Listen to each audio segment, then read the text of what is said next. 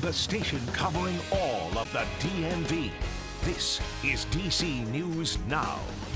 Coming up on the news at noon, DC homicides now top 200. The string of fatal shootings overnight making a grim milestone a reality.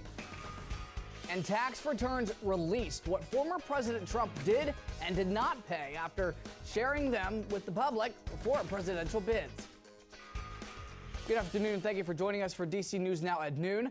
I'm Ben Dennis in for Mark Hall. And breaking at this hour, a suspect is in custody for the murders of 4 University of Idaho students last month, according to authorities in Pennsylvania. A 28-year-old suspect was arrested by Pennsylvania State Police.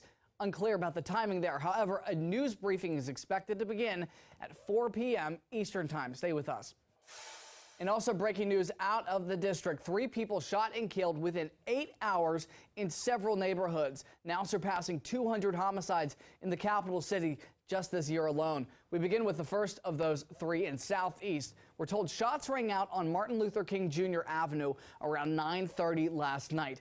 Police found 2 men suffering from gunshot wounds. 1 man was found dead at the scene. The other was hit by a bullet, but they are expected to recover, thankfully.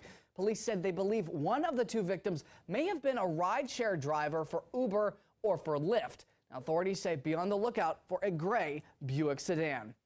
And in Northeast, another person killed just this morning after a shooting on 7th Street after 7 p.m. Detectives believe the shooter fired rounds from a red SUV with 4 people inside.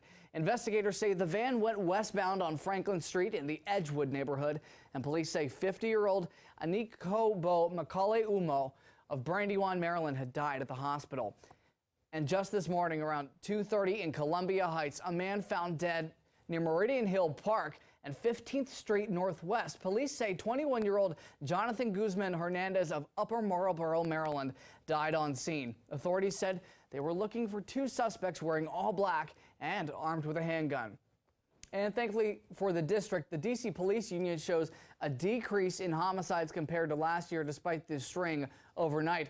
Now, with 11% fewer homicides in 2022, but they also found a 14% increase in carjackings from last year and a 2% uptick in robberies.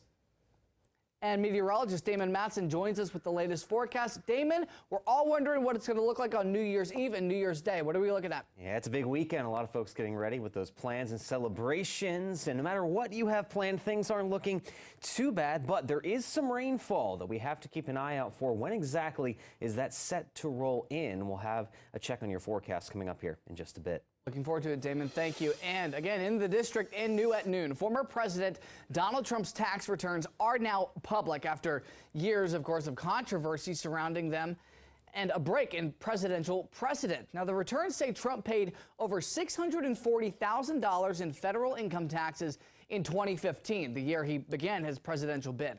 Now, the next 2 years, he paid just $750, and then nearly $1 million in 2018, $133,000 in 2019, and nothing, not a penny, in 2020. And the tax returns released include over 6,000 pages spanning 6 years requested to be viewed by Democrats in Congress. The documents related to Trump and former First Lady Melania Trump, and with over half of those pages about business ventures. The House Ways and Means Committee voted last week to release the documents to the public, with many Republicans accusing the committee of using Trump's tax returns as a weapon against their party. Democratic Congressman Richard Neal said the focus was to ensure that the tax system applied to all Americans equally. This was never about being punitive. It was never about being malicious. And the committee released a summary report last week revealing that Trump claimed millions of dollars in losses that reduced the amount of taxes that he had to pay.